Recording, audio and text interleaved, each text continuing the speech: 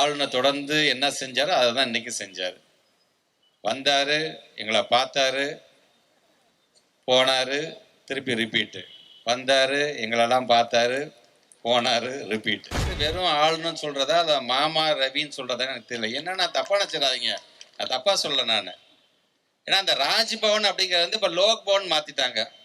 மக்கள் மாளிகை, அந்த மக்கள் மாளிகையை நான் சுருக்கமாக சொன்னேன், வேற ஒன்றும் தப்பாக நினச்சிக்க வேணாம். நீங்கள் நம்மளுடைய ஹெட் மாஸ்டர், நம்மளுடைய தலைவன் அங்கே உட்காந்துக்கிட்டு நாளைக்கு நம்மளுடைய ஆளுநர் பதவியை புடுங்கிடுவாங்களோன்னு பயம். டயா பூஸ்டர் சுகரை கண்ட்ரோல் பண்ணும், உங்க ஆரோக்கியத்தை மீட்டு தரும். சர்க்கரையை கட்டுப்படுத்துறதுக்கான எளிமையான வழிமுறை, இயற்கையான வழிமுறை. அனைத்து மருந்து கடைகளிலும் கிடைக்கும். பிறந்தநாள் நிகழ்வாக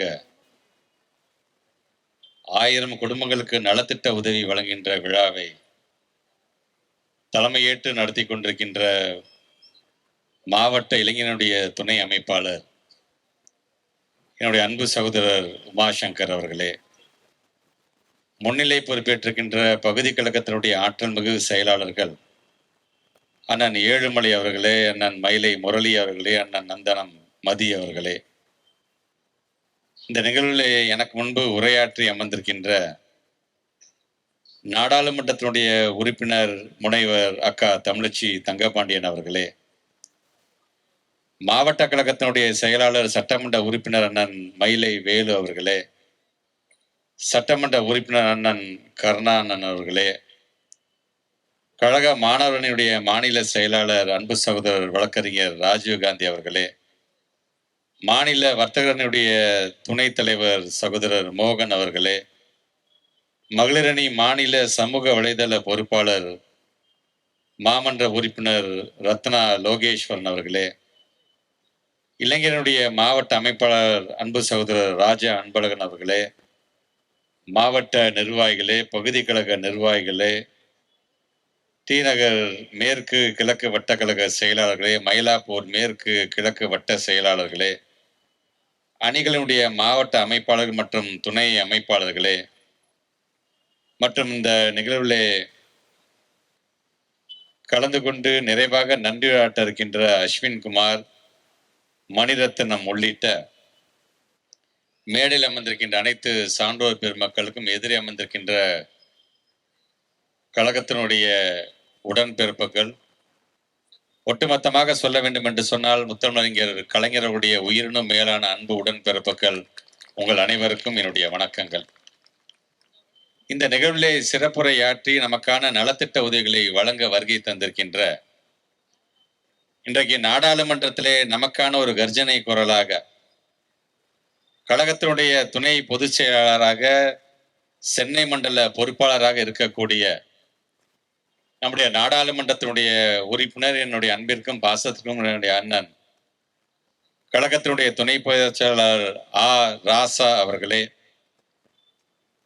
ராசா என்று சொல்லும் பொழுது எங்களை போன்ற இளைய சமுதாயத்திற்கெல்லாம் கொள்கைகளை நாளும் கற்றுத்தருகின்ற ஆசிரியர் ராசா என்று சொன்னாலும் அது பொருத்தமாகத்தான் இருக்கும் என்கின்ற அளவிற்கு கொண்ட கொள்கையிலிருந்து இம்மி அளவும் பெறலாமல் இன்றைக்கு எங்களை போன்ற இளைய சமுதாயத்தை வளர்த்து கொண்டிருக்கின்ற அண்ணன் அவர்கள் இன்றைக்கு இந்த நிகழ்வுக்கு வரும்பொழுதே அவர் சொல்லிக்கிட்டு வந்ததே ஒன்னே ஒன்று தான், நிறைய பனி பெய்து மகிழ்ச்சி, சீக்கிரம் முடிக்கணும், நம்மால் இங்கே இருக்கக்கூடிய பொதுமக்கள் அவருக்கு இந்த துன்பத்திற்கு ஆளாகிவிடக் கூடாது என்று சொல்லிக் கொண்டேதான் வந்தார். அதான் நாங்களும் எங்களுடைய உரையை சுருக்கமாக நாங்கள் முடிக்க நினைக்கின்றோம்.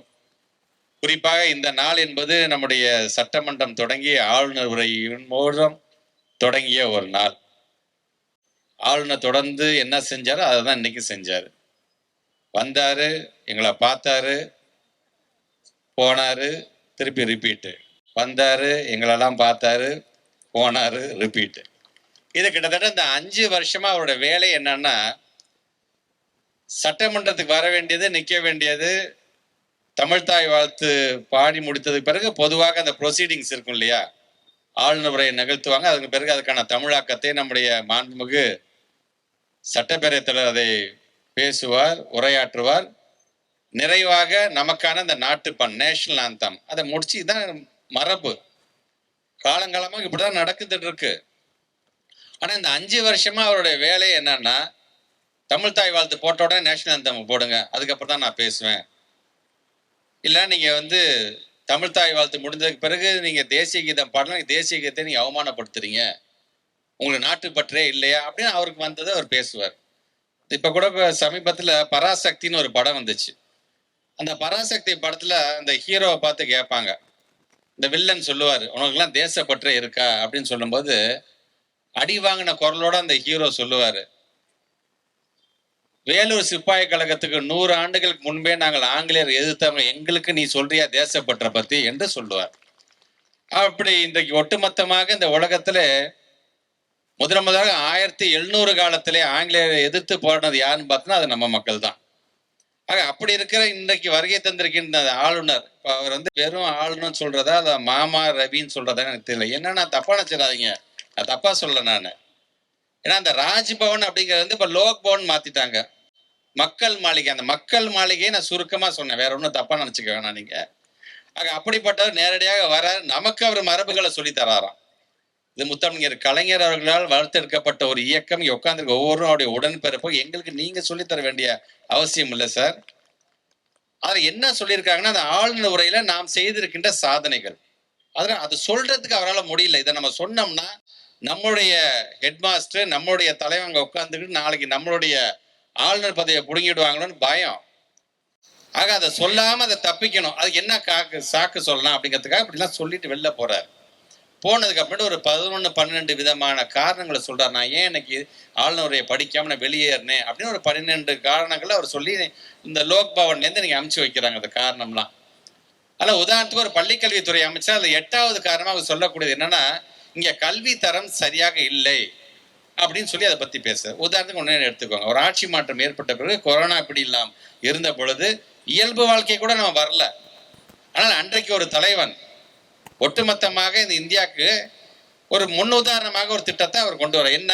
இல்லம் தேடி கல்வி அப்படிங்கிற ஒரு திட்டம். இந்த திட்டம் என்ன செய்ய போகிறது? 19லேருந்து 20 வரைக்கும் 21 வரைக்கும் கிட்டத்தட்ட 2 ஆண்டுகள் பள்ளிக்கூடத்துக்கே போகாத பிள்ளைகள், புத்தகத்தை எடுத்து பிரட்டி படிக்காம மறந்ததே பிள்ளைகள், எழுதுவதற்கே மறந்த அந்த பிள்ளைகளை மீண்டும் இந்த பள்ளிக்கூடத்தை கொண்டு வரணும்னா வெறும் பள்ளிக்கூடத்தை மட்டும் கொண்டு திறந்துட்டா மட்டும் பத்தாது. அந்த 2 ஆண்டுகளுக்கு இருந்த இடைவேளை எப்படி நாம் போக்க வேண்டும் என்று சொன்னால் கிட்டத்தட்ட 1,76,000 தன்னார்வலர்களை கொண்டு கிட்டத்தட்ட 34 லட்சம் பிள்ளைகள் 1ஆம் வகுப்புலேருந்து 8ஆம் வகுப்பு வரைக்கும் படிக்கக்கூடிய 34 லட்சம் பிள்ளைகள் இருக்கிற இடத்துக்கே தேடி போய் அந்த பிள்ளைகளுக்கு பாடத்தை சொல்லி கொடுத்து அதன் பிறகுதான் பள்ளிக்கூடத்தை திறந்து அந்த பள்ளிக்கூடத்தில் மீண்டும் அந்த பிள்ளைகளை நாம் சேர்த்தோம். இதை யார் பாராட்டுறா தெரியுமா? கலிபோர்னியாவை சார்ந்திருக்கின்ற அங்க இருக்கின்ற ஒரு பல்கலைக்கழகம் ஒரு ஆய்வறிக்கை சொல்லுது, தமிழ்நாட்டில் இருக்கின்ற முத்துவேல் கருணாநிதி ஸ்டாலின் ஒரு திட்டத்தை கொண்டு வந்திருக்காரு, தயவு செஞ்சு அந்த திட்டத்தை இந்தியாவில் இருக்கின்ற மற்ற மாநிலம் பின்பற்றுங்கள், இல்லைன்னா பிள்ளைங்க 2 வருஷமா அந்த படிப்பை மறந்த பிள்ளைங்க திடீர்னு ஸ்கூல்ல உள்ள போய் உட்கார வச்சிங்கன்னா சும்மா வேடிக்கை பார்த்து தான் அந்த பிள்ளைங்க வருவாங்க என்று ஒரு ஆய்வறிக்கை சொல்லுகிறது. அது மட்டும் விட்டாரா, அது அடுத்த பிறகாக தமிழ்நாட்டுடைய முதலமைச்சர் எண்ணும் எழுத்தும் திட்டம் ஒரு திட்டத்தின் மூலமாக பிள்ளைங்களுக்கு தேவையான வாசிப்பு பழக்கத்தை ஒரு பேசிக்காக அந்த தமிழை அந்த பிள்ளைங்க எழுதுவதாக இருந்தாலும் படிப்பதாக இருந்தாலும் கணக்கு பாடத்தை போடுவதாக இருந்தாலும் அங்கே இருக்கிற ஆங்கிலத்தை பற்றி படிக்க இதெல்லாம் ஒரு எண்ணும் எழுத்து திட்டத்தினா கொண்டு வர வேண்டும் சொல்லி அதை நம்ம கொண்டு வருகிறோம். இது மட்டும்தான் செஞ்சாரா? ஒட்டுமொத்தமாக உலகத்திலே காலை உணவு திட்டம் அப்படிங்கிற ஒரு திட்டத்தை கொண்டு வந்த ஒரே தலைவன் யார் என்று சொன்னால் இன்றைக்கு நாம் யாருக்கு பிறந்த நாள் கொண்டாடி கொண்டிருக்கோம்னா அந்த தலைவன் தான். இதை பார்த்து இன்னைக்கு கனடா நாடாக இருந்தாலும் லண்டனாக இருந்தாலும் ஏன் இலங்கையாக இருந்தாலும் இன்னைக்கு அவங்க அதை பின்பற்றுகிறார்கள் என்று சொல்லும்போது அது மட்டுமல்ல, இந்தியாவில் இருக்கின்ற மற்ற மாநிலங்களும் அவங்களுடைய IAS அதிகாரிகளை அனுப்பி வச்சு இங்க இருக்கக்கூடிய மாடலை பார்த்து எப்படி இந்த காலை உணவு திட்டத்தை நீங்க செய்யறீங்க, இது எப்படி நீங்க செயல்படுறீங்க கத்துக்கிட்டு இன்னைக்கு அவங்களுடைய மாநிலத்தில் இப்ப அதை செயல்படுத்துறாங்க. பார்த்தீங்கன்னா அதுதான் இந்த திராவிட மாடல் அரசியல் மிகப்பெரிய வெற்றியாக நம்ம அதை பார்க்கின்றோம். கிட்டத்தட்ட ஒரு நாளைக்கு 20 லட்சம் பிள்ளைங்க வயிறார சாப்பிட்டுட்டு ஸ்கூலுக்கு போகக்கூடிய ஒரு திட்டத்தை கொண்டு வந்த அந்த தலைவன் நன்றாக வாழ வேண்டும் என்பதற்காகத்தான் இன்றைக்கு இது போன்ற ஒரு நிகழ்வை நாம் எடுத்துக்கொண்டிருக்கோம். சரி, இது மட்டும்தான் செஞ்சோமா? ப்ரீமியம் இன்ஸ்டியூஷன் பிள்ளைங்க பொதுவாக பார்த்தீங்கன்னா கல்லூரி 12th முடிச்சதுக்கப்புறம் கல்லூரியில் போய் சேருவாங்க. சேர்றதும் பார்த்தீங்கன்னா இன்னைக்கு அதுலேயே நாம் தான் டாப்ல இருக்கிறோம். கிட்டத்தட்ட 52% உயர்கல்வியில் சேரக்கூடிய மாநிலம் எது என்று சொன்னால் ஒட்டுமொத்த இந்தியாவிலே தமிழ்நாடு தான் அதில் நம்பர் 1ஆக இருக்கின்றது. அது காரணம் நம்முடைய தமிழ்நாட்டுடைய முதலமைச்சர். சரி, 12வது படிச்சா ஏதோ ஒரு கல்லூரியில் சேர்த்தான் அப்படின்னு நம்ம இருந்ததுக்கு போக தமிழ்நாட்டு முதலமைச்சர் சொன்னாரு, இந்த ப்ரீமியம் இன்ஸ்டிடியூஷன் நம்ம சொல்றோம்ல, IITல சேர்வதாக இருந்தாலும் சரி, IIMல சேர்வதாக இருந்தாலும் சரி, நிஃப்ட்ல சேர்றதாக இருந்தாலும் சரி, நிஃப்டம்ல சேர்றதாக இருந்தாலும் சரி, இந்த மாதிரி உயர்ந்த இடத்தில் இருக்கக்கூடிய மட்டுமே சேரக்கூடிய ஒரு நிறுவனங்கள் இருக்கும் பாத்தீங்களா, அந்த கல்வி நிறுவனங்களை நம்ம பிள்ளைங்க ஏன் நம்ம சேர்க்கக்கூடாது, அதற்கான ஒரு முயற்சி நீங்க செய்யுங்க என்று சொல்லும் பொழுதுதான் இன்றைக்கு மாதிரி பள்ளிகள் மூலமாக அத்திபுத்த மாதிரி 2021க்கு முன்பாக ஒரு 4 பேர் 5 பேர் இந்த மாதிரியான நான் சொன்ன இந்த உயர்கல்வி நிறுவனங்களை சேர்றாங்க, பெரிய விஷயம். ஆனா இந்த 4 வருஷத்துல கிட்டத்தட்ட நம்முடைய பிள்ளைகளும் கிட்டத்தட்ட 1878 பிள்ளைகளை போய் நாங்க சேர்த்திருக்கிறோமே, ஒட்டுமொத்த இந்தியா முழுவதும், ஒட்டுமொத்த உலகம் முழுவதும். அதற்கு காரணம் தமிழ்நாட்டுடைய முதலமைச்சர் கொண்டு வந்த மாதிரி பள்ளிகள் திட்டம். சரி, இப்படி ஒவ்வொன்றையும் நான் பார்த்து பார்த்து செஞ்சனாலதான் இந்த சமகர சிக்ஷா அப்படிங்கிறது மூலமா நமக்கு வர வேண்டிய நிதி இருக்கு பாத்தீங்கன்னா, ஒன்றிய அரசாங்கத்திலிருந்து. அந்த ஒன்றிய அரசாங்கம் நமக்கு வர வேண்டிய நிதி மட்டும் கிட்டத்தட்ட பள்ளி கல்வித்துறைக்கு மட்டும் வர வேண்டிய நிதி கிட்டத்தட்ட 3458 கோடி ரூபாய் இன்னைக்கு வழங்காம இருக்கிறாங்க. காரணம் என்ன தெரியுமா? மும்மொழி திட்டத்துல கையெழுத்து போடுங்க, இங்க கையெழுத்து போடுங்க, இந்த பக்கம் பணம் தரேன் என்று அவர்கள் சொல்கிறார். அதனால்தான் தமிழ்நாட்டுடைய முதலமைச்சர் சொன்னார், உன் கொள்கையை ஒத்துக்கிட்டு நான் பணம் தரதுன்னு சொன்னா நீ கொடுக்கக்கூடியது அது 10,000 கோடியாக இருந்தாலும் எனக்கு இந்த பணம் தேவையில்லை, எங்க பிள்ளைகளை எப்படி படிக்க வைக்கணும் எனக்கு தெரியும் என்று சொன்னார். பாத்தீங்களா, அந்த முதலமைச்சருக்கு தான் இன்னைக்கு நான் பிறந்த நாள் கொண்டாடி கொண்டிருக்கின்றோம். அதுதான் இன்னைக்கு ஆளுநர் உரையில பேசும்பொழுது, இருமொழி என்பது எங்களுடைய இரு விழிகளுக்கு சமமானது, அதுல என்றைக்குமே நாங்கள் தடமாற மாட்டோம் என்று சொல்றோம். பாத்தீங்களா, அதான் அந்த ஆளுநரால் படிக்க முடியல, சாக்கு பக்கம் வாங்கிக்கிட்டு வெளியில கிளம்பணும் தான் அவர் பார்க்கிறார். அடுத்த ஆண்டும் ஆளுநர் படிக்க மாட்டார், ஏன்னா அடுத்த ஆண்டு நாம தான் ஆட்சியில் இருப்போம், நாம் இதே நிலையில் தான் நாம் இருக்க போகிறோம். ஆக அப்படிப்பட்ட ஒரு கொள்கை வீரனாக இருக்கக்கூடிய நம்முடைய தமிழ்நாட்டுடைய முதலமைச்சருடைய பிறந்தநாளை ஒட்டுமொத்த தமிழ்நாட்டிலே முதல் மாவட்டமாக இன்னைக்கு நம்முடைய தென்மேற்கு மாவட்டம் கொண்டாடுறீங்க. அதுல கலந்து கொள்ளக்கூடிய மிகப்பெரிய வாய்ப்பை எனக்கு வழங்கியிருக்கின்ற மாவட்ட கழகத்திற்கும் தம்பி உமாசங்கருக்கும் என்னுடைய நன்றியை தெரிவித்துக்கிறேன்.